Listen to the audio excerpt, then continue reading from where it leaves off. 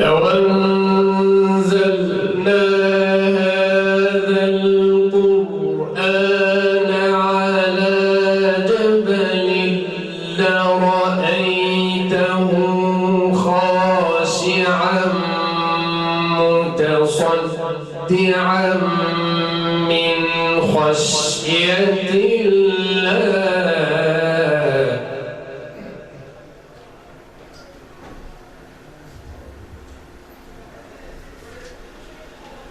وتلك الأمثال نضربها للناس لعلهم يتفكرون.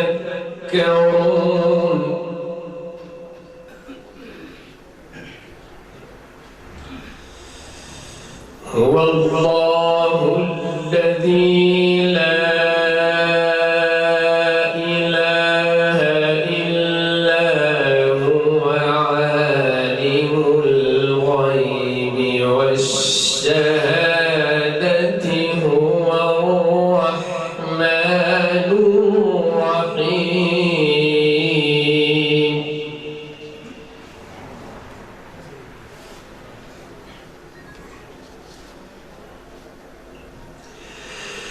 هو الله الذي لا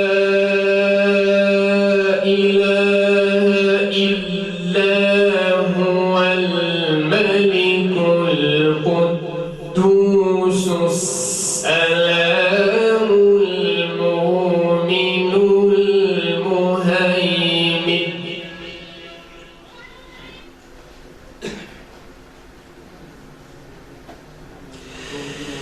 السلام المؤمن المهيمن العزيز الجبار المتكبر سبحان الله عما يشركون.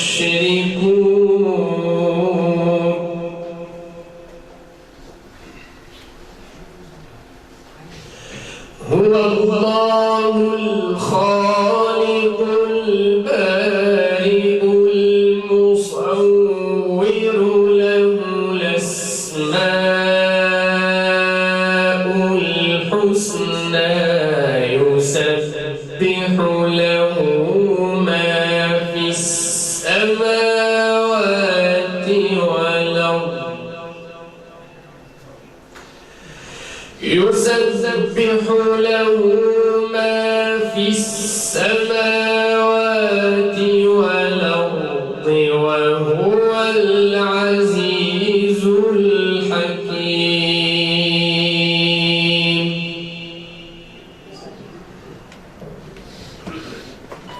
ونستعينه ونستغفره ونعوذ بالله من شرور أنفسنا وسيئات أعمالنا. من يهدي الله فلا مضل له ومن يضلل فلا هادي له. وأشهد أن لا إله إلا الله وحده لا شريك له، وأشهد أن محمدًا عبده ورسوله صلى الله عليه وعلى آله وسلم تسليمًا كثيرًا إلى يوم الدين. يا أيها الذين آمنوا اتقوا الله حق تقاته ولا تموتن إلا وأنتم مسلمون.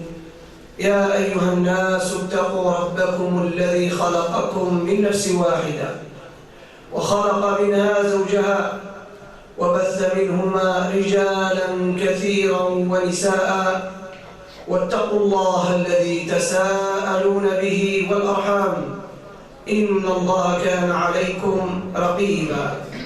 يا أيها الذين آمنوا اتقوا الله وقولوا قولا سديدا يصلح لكم أعمالكم ويغفر لكم ذنوبكم، ومن يطع الله ورسوله فقد فاز فوزا عظيما. وبعد، فإن خير الكلام كلام الله تعالى، وأحسن الهدي هدي محمد صلى الله عليه وآله وسلم، وشر الأمور محدثاتها، وكل محدثة بدعة، وكل بدعة ضلالة، وكل ضلالة في النار. ثم أما بعد، نقول لأخينا حمزة بمناسبة زفافه في هذه الليلة المباركة نقول له كما أوصى رسول الله صلى الله عليه وآله وسلم أن يقال: بارك الله لك وبارك عليك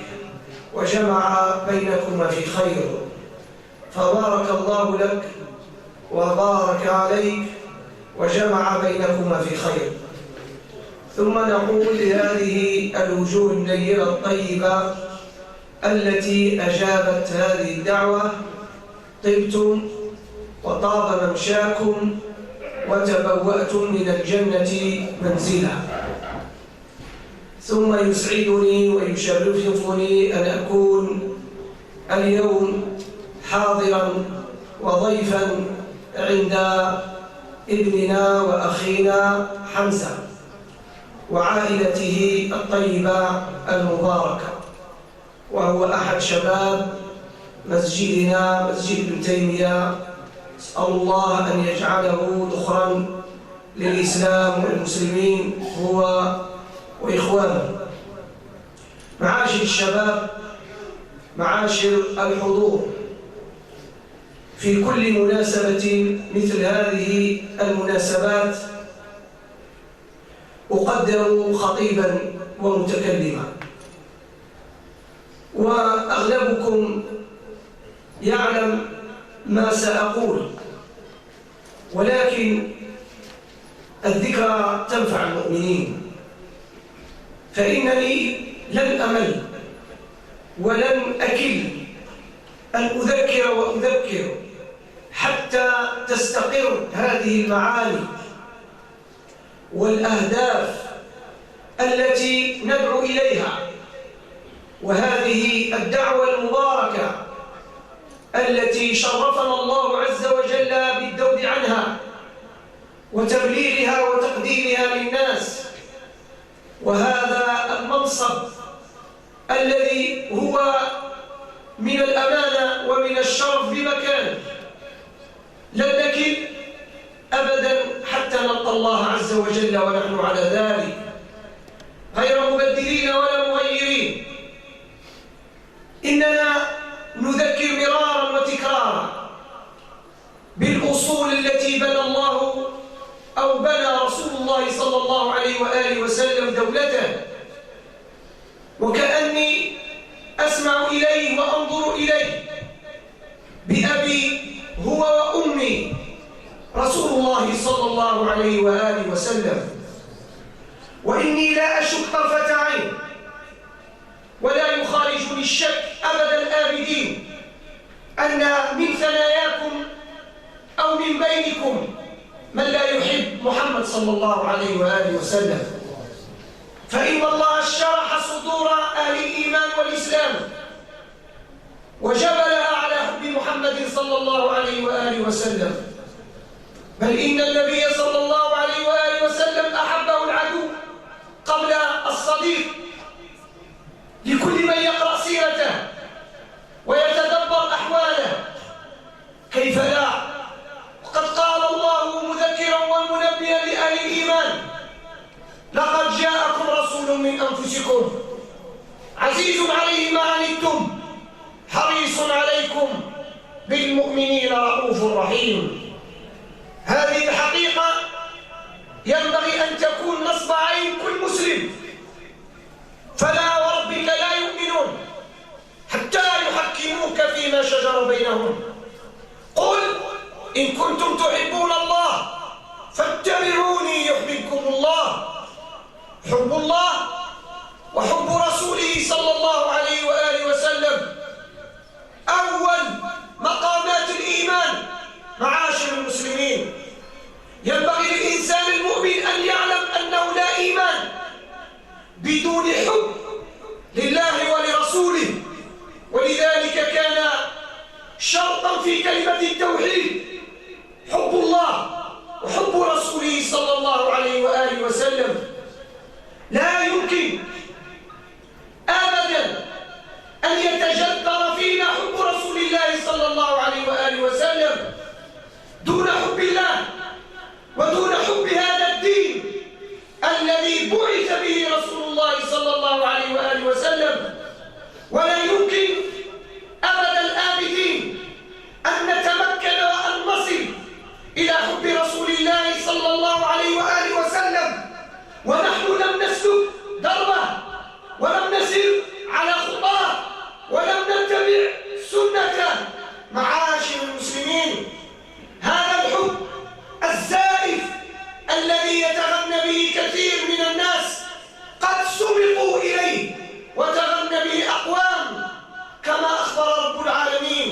وكما بينت سيرة المصطفى الكريم. ومن الناس من يعجبك قوله في الحياة الدنيا ويشهد الله على ما في قلبه وهو ألد الخصام، وإذا تولى سعى في الأرض ليفسد فيها ويهلك الحرث والنسل والله لا يحب الفساد، وإذا قيل له اتق الله أخذته العزة بالإثم فحسبه جهنم ولبئس المهاد.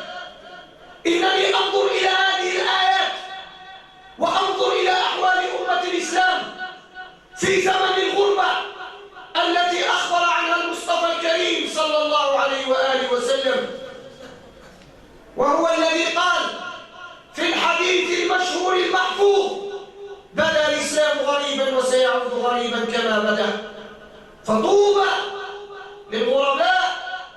إنني أنظر إلى النبي صلى الله عليه وآله وسلم وقد ألقي إليه هذا الحمل الثقيل: إنا سنلقي عليك قولا ثقيلا. هذه الأمانة التي نأت بحملها السماوات والأرضون، إنا عرضنا الأمانة على السماوات والأرض والجبال فأبين أن يحملنها وأشفقن منها حملها الإنسان إنه كان ظلوما جهولا.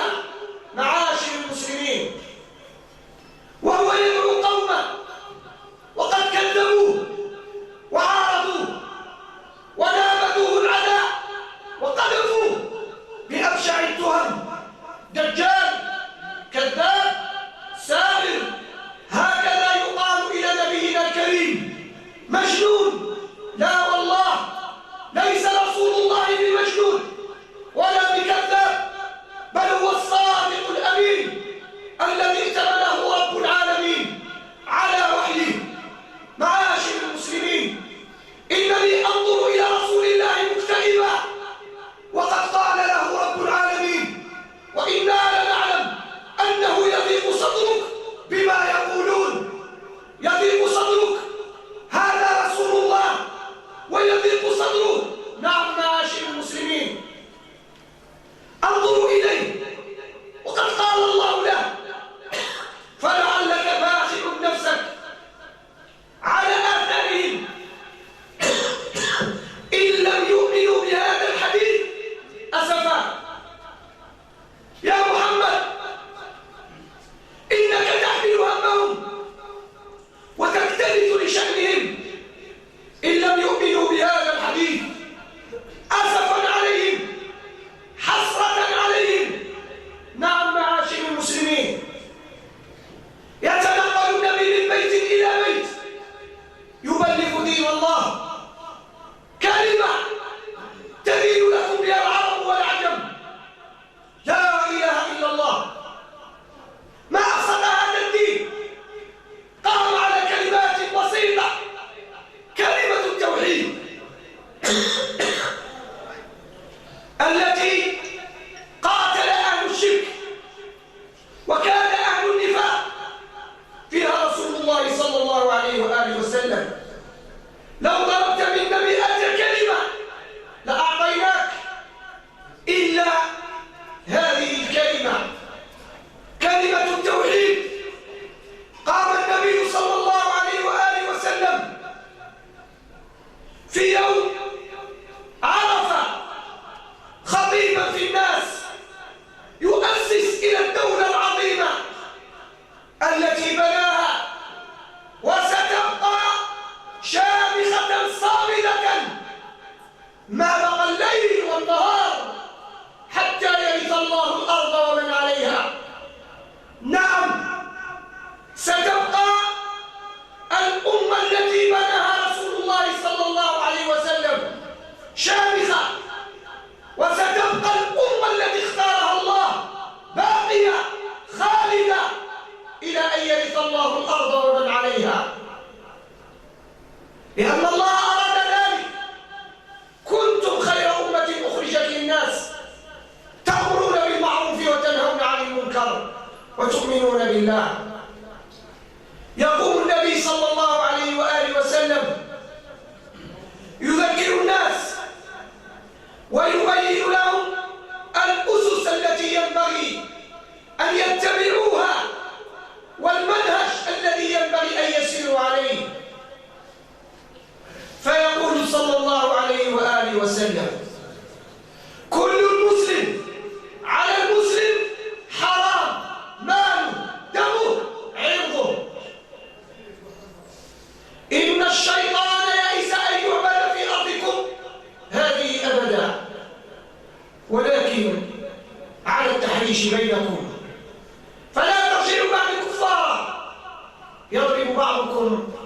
رقاب بعض. الأخوة معاشر المسلمين، إن الأخوة أساس متين بعد أساس التوحيد. معاشر المسلمين، يحمى به وتحمى به حمى الدين، عبادة فاضلة ونعمة عظيمة امتن الله بها علينا معاشر المسلمين. ليس كلام، ولكن كلام الذي خلق، ولكن كلام الذي خلق. قال الله: واذكروا نعمة الله عليكم إذ كنتم أعداء فألف بين قلوبكم فأصبحتم بنعمته إخوانا. فأصبحتم بنعمته إخوانا. إن الأخوة منبثقة من الإيمان. قال الله عز وجل: إنما المؤمنون إخوة. إننا إن أردنا أن نرجع إلى الإسلام بريقة، ونرجع إلى الإسلام مجدا، ونرجع للإسلام عزة، فلا بد أن نسلك السبيل الذي سلكه محمد صلى الله عليه وآله وسلم. لا بد أن نعيد للكيان الإسلامي، للأخوة الإسلامية بريقها، ونعيد إليها حقيقتها التي سلبت. إن الأخوة لا تنبني على ولاءات ضيقة وحزبيات ضيقة، لا، ولكن تنبني على الإسلام وتنبني على التوحيد. إن الولاء والبراء في الدين ركن ركين. لا إله إلا الله، لا إله براء إلا الله ولاء. هذه كلمة التوحيد. فكل من يدندن على كلمة التوحيد بعيدا عن مفهومها وعن أصلها الأصيل واهي. إن كيد أعداء الدين الإسلام أصبح اليوم بين. يراد أن يفرخ بديل الإسلام. نعم، رأى أعداء الدين أن القضاء على الإسلام غير ممكن. لا يمكن أن يقضى على دين هو آخر الأديان وناسخ الأديان، ولكن تبديل والتغيير، استنساخ نماذج لإسلام. ولكن أي إسلام؟ إسلام أمريكي، إسلام فرنسي، إسلام غربي، إسلام يفتقد روحه، يفتقد الولاء ويفتقد البراء، إسلام يفتقد الأخوة والمحبة في الدين وعلى الدين. معاشر الشباب، معاشر المسلمين، إننا اليوم نذكر أذكر إخواني أن علاقة الأخوة من العرى التي تربطنا يا شباب الإسلام. ولذلك كان سعي أهل النفاق تشتيت والتفريق، تخذيل في صفوف أهل الإيمان. والنبي قال: الشيطان يئس أن يعبد في أرضكم هذه، ولكن على التحريش بينكم، على تفريق بين أهل الإيمان. تصبح حزبيات وولاءات، سواء في مشايخ، سواء في أرض، سواء لوطن، سواء لفكرة، سواء لمنهج، سواء لتسمية، سواء تصبح ولاءات لأحياء أو ولاءات لأشخاص. لا، معاشر الشباب، الولاء لله والولاء لدين الله عليه تنعقد عرى الولاء والبراء، وفيه تنعقد عرى الولاء والبراء لا لغيره. الناس يذهبون ويأتون والإسلام ذا، فمن خالف الإسلام خالفناه، ومن خذل الدين خذلناه، ومن نصر الإسلام نصرناه،